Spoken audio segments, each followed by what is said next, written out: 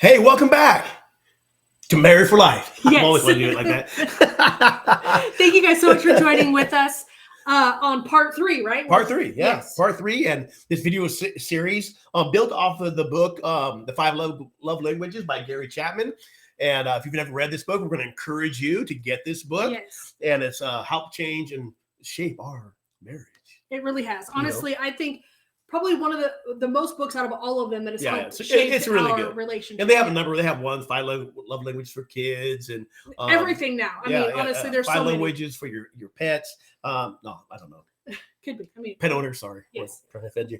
Over the next few weeks, we're going to talk about some practical and intentional small daily deposits that will make a lasting and loving impact in your marriage and your other relationships, I would imagine. And so again, we're talking about how to create lasting, meaningful deposits in our marital relationship. We want to make sure we are loving our spouses the way they feel. Hence, the 5 love languages is all about discovering your love language, what fills your love tank up. Your spouse's love language, what fills their love tank up. Last week we talked about words of affirmation, and today we're going to talk about my favorite one, quality time, which is neither of ours. Yeah, so it's really good. Our relationships with our spouse is better approached as a lifelong discovering and rediscovering of each other. Really we said this before as kind of like this pithy statement. None of us, when we got married, stood before the pastor or whoever you stood before to get married, and the groom is standing there and his buddies, and of course then her buddies are standing there too, and here comes the bride, all dressed in white, and all that stuff, right? And the groom was not thinking, man, I wonder how this is going to end. They're looking at their clock going, woo, how much time about 3 years left and we'll get out of this marriage. No one's thinking that way. She wasn't thinking, looking up at the groom going, okay, well, we'll try this out for a couple of years, and if it doesn't work out, I can always, his friend's a nice guy. It's great. We'll have to see how that works. No one's thinking that. No. Okay, we friends got into our marriages, and I'm kind of being tongue-in-cheek, but there's probably some of you are struggling in your marriage. Yeah. Right? You probably are. And so we want this to be lighthearted, but we also want to give you some tools that can actually help you build a good foundation in your marriage. Learning and growing as we connect physically, emotionally, intellectually, etc. We want to learn how to love each other effectively is the key. Learning how to love each other effectively is the key. And I think, so true, what you said, just like a car needs gas to run, we as individuals need love. Yeah. We all need love. There's songs that are written about it, days old and now, we need love. And so being loved effectively is going to fuel us to be more confident, more loving back to the people that we love, and not close ourselves up, honestly, like turtles, because of hurt and pain. We need to open ourselves up to love. In order to do that, we have to create effective communication and how to love each other. We're talking about creating love that lasts. And we're talking today about quality time, which, like Jared said, is neither one of our love language. And we're going to share some things what that looks like, and we break every rule. Yes, every rule. We try not to. And you're like, and you could be saying, some of these things you talked about in words of affirmation, or we could talk about in the future, but how we love each other through these different things has different, you adapt them differently to that person. To create love, we have to understand what love is. We talked about that in episode 1. You can go back and watch that if you want. But love is, isn't just a feeling. Love is about 10% emotion, about 20% understanding yourself and your partner, and about 70% will. And what do I mean by that? I'm not just talking about pulling up the bootstraps. What I'm talking about is, practicing, understanding, never giving up, never quitting, learning and growing. That is what it is. And that's what this process is all about when Pastor Jared was talking about rediscovering or discovering each other. So quality time, what is it? It's giving someone undivided attention. And you probably, like I, are going, does that mean that we have to stand across each other gazing into one another's eyes? No, that's not what it's talking about. Unless that's what you like to do. Let's say, we all need our kids. Hey, if your spouse wants that, Give it to them. Give it to him or her. Giving someone undivided attention is what quality time is. So number one, focused attention. It isn't enough to just be in the same room with someone.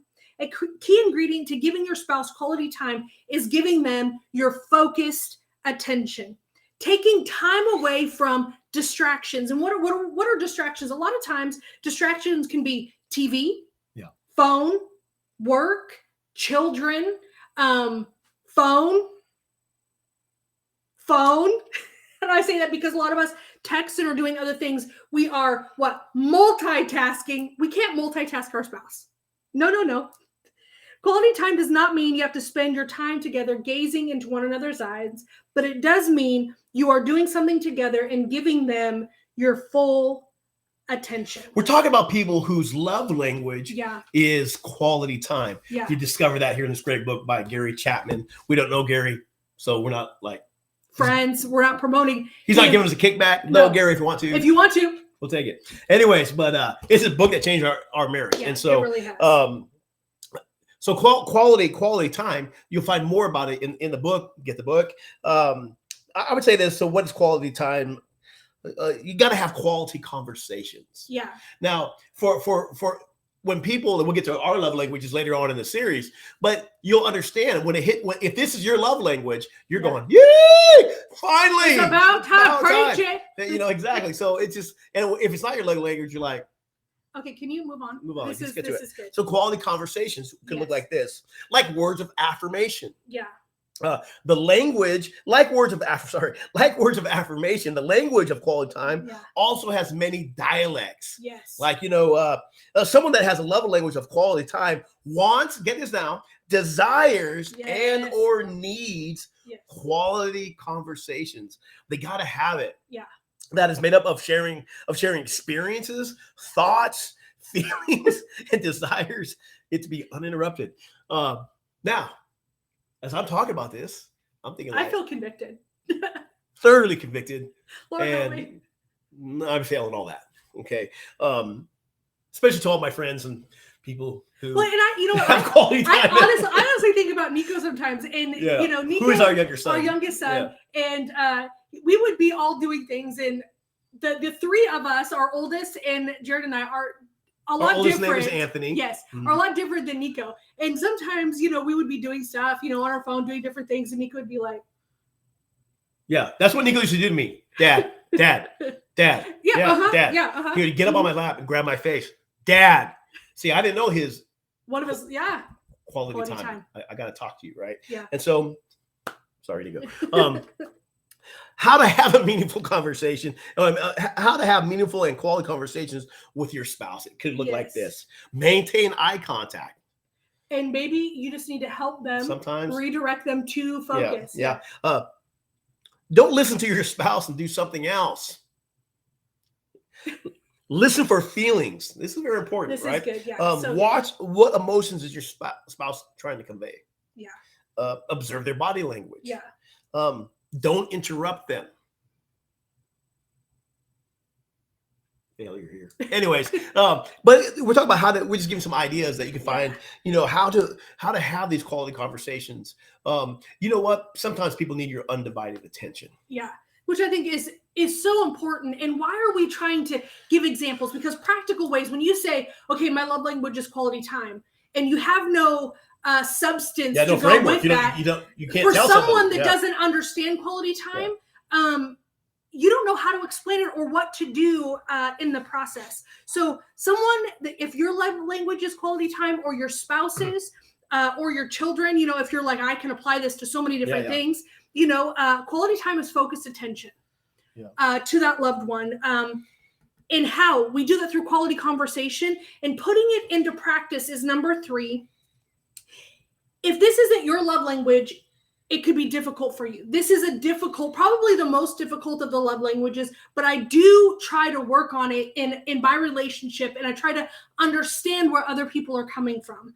I have to be reminded, because this is not my language. This may be difficult for you. It may feel like a bit like learning or trying to speak another language. So how can we put this into practice? Here are some practical ways to fill your spouse's love tank with what they need and loving them with quality time. Here are just some options, some ideas that, throwing out there to kind of help your creative processes start flowing. Take a walk together.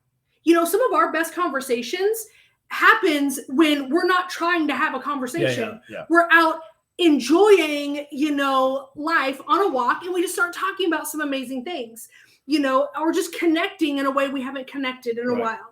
Go to a park, maybe have a picnic, do something simple, but where you can get away, where you can have focused attention with that other person. Ask your spouse for 5 things that they would like to do with you, 5 activities, 5 date ideas. And I'd say this is across the board. Sometimes we don't understand what our spouse needs. So getting their ideas is going to help us to create those opportunities. Plan a weekend away. And when I say this, it's for focused attention and getting rid of distractions.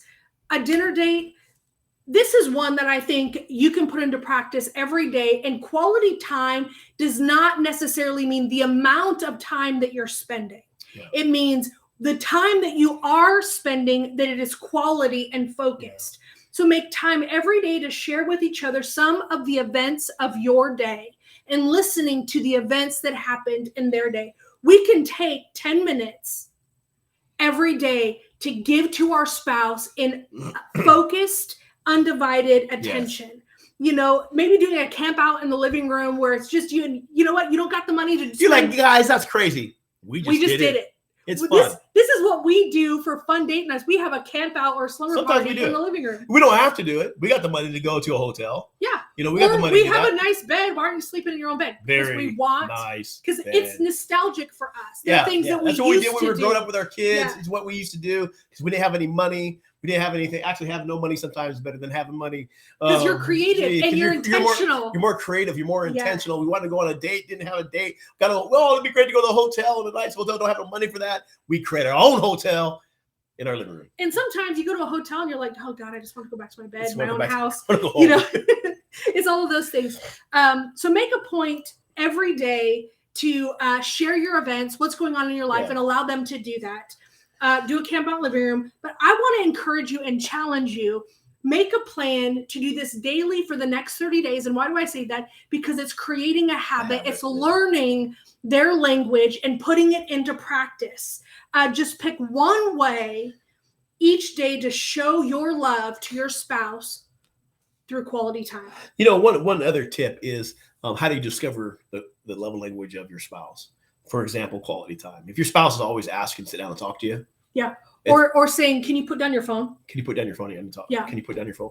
Or you sit on the couch. Can you put down, or whatever it could be. If your spouse is it has been this pattern of wanting to get your undivided attention, one of their love languages is quality time. Yeah. Remember, the love language of one person is not necessarily the love language of another. Yes. So over the next five weeks or so, we're going to go in depth of these 5 love languages and give practical applications, just some tools, just some thoughts of how you can apply this to your daily lives. You can find this book. Yes. And the quiz, the link is There's a quiz in there. The description. The link will be in the description. That'll be great to look at. The quiz and the link is in the description, and it'll help you get on the path. You can catch up with us. It's great. Yes. And don't forget to follow us here. And hey, if you know some other married couples, or even let's gang up on the engaged couples. Yes. And get them here to Married for Life. Have a great day. Peace.